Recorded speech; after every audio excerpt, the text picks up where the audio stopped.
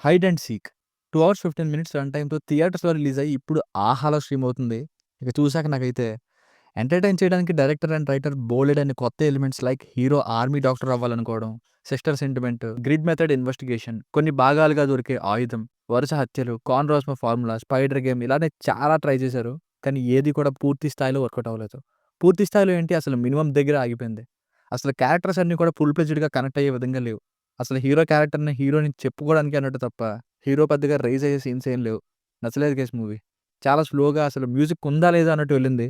చూస్తానంటే మీ ఇష్టం. నచ్చినట్టు చెప్పుకుంటూ పోయారు ఇనెఫెక్టివ్‌గా. సరిగ్గా తీయలేదనిపించింది. గేమ్ అమీబా అంటూ సెకండ్ పార్ట్ ఉన్నట్టు ఎండ్ చేశారు. అదయ్యే ఛాన్స్ అయితే లేదనిపిస్తుంది. ఇక ఫ్యామిలీతో చూడొచ్చా అంటే యెస్ చూడొచ్చు. అడల్ట్ కంటెంట్ ఏం లేదు.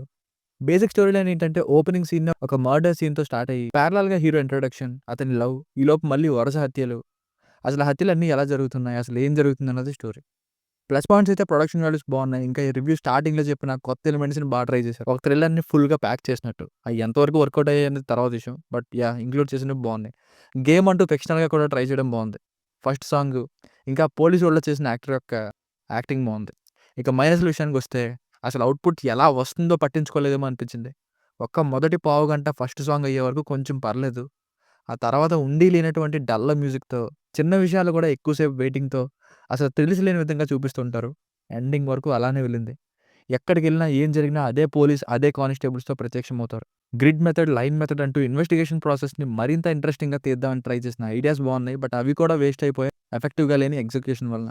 ఒక ఫ్లాష్ బ్యాక్ చెప్తారు సంభజీవుడి కోసం పోలీసులకి. ఆ మారణకాండని కనీసం యానిమేషన్‌లోనో, కార్టూన్‌లోనో లేదా ఏఐ యూజ్ చేసో చూపించుంటే బావున్ను. ఇంపార్టెంట్ విషయం కాబట్టి. మరి దాని మీద డిపెండ్ అయి ఉన్న నెక్స్ట్ వచ్చే గేమ్ కోసం ఎంతవరకు ఈ ముందొచ్చిన బ్యాక్ డ్రాప్ విషయాల్ని మాటల్లోనే తేల్చేయడం కరెక్టో మీరే ఆలోచించండి. ఆ అమ్మాయిని పొడి చేస్తే అదేంటో చూడండి అని చెప్తే వచ్చే పోలీసులు వెంటనే అంబులెన్స్‌కి ఫోన్ చేయడం మానేసి ధీమాగా ఉన్నట్టు చూస్తారు. ఎలాగో చచ్చిపోయింది కదా అన్నట్టు. కార్న్ రోస్మో అంటూ ఒక ఫార్ములా యూజ్ చేద్దాం అంటారు. అసలు ఆ కార్న్ రోస్మో అనే వ్యక్తి దేన్ని బేస్ చేసుకొని ఆ ఫార్ములాని తయారు చేశారు? అసలు వీళ్ళు ఫార్ములాలో జస్ట్ వాల్యూస్‌ని సబ్మిట్ చేస్తే 2.6 కేఎం రిజల్ట్‌గా వస్తే అసలు వీళ్ళెలా అలా నమ్మేస్తారు? ఆడియన్స్ ఎలా నమ్ముతారు? అసలు పోలీసులకి ఇంకా ఏ కేసు లేనట్టు హీరో 'శివ' కోసం ఎందుకు తిరుగుతారు? సరే స్పైడర్ గేమ్ అంటారు. వర్చువల్ రియాలిటీ వీఆర్ డివైస్‌ని కళ్ళకి పెట్టుకుంటే రియాలిటీ ఏం కనపడకుండా డివైస్‌లో ఏం కనిపిస్తుందో అది మన ముందుంటుంది. ఇక్కడ ఎటువంటి డివైస్ కూడా ప్లేయర్ వేసుకోరు. కానీ మరీ బ్లైండ్‌గా వెళ్ళిపోతున్నట్టు చూపిస్తారు గేమ్‌ని ఫాలో అయ్యి ఆడుతూ.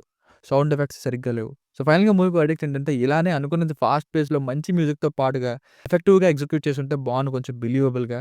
కానీ సినిమా మాత్రం ఓవర్ ద టాప్‌గా అస్సలు థ్రిల్స్ అండ్ ట్విస్టులు లేకపోవడంతో బోరింగ్ అని అనిపించింది. It's a disappointing film. దీనికి రేటింగ్ వచ్చేసి ఇది నా ఒపీనియన్ 2/5. మీకైనా నా వర్క్ నచ్చినట్లయితే మరిన్ని రివ్యూస్ కోసం మన ఛానెల్‌ని సబ్స్క్రైబ్ చేసుకోండి. Thank you.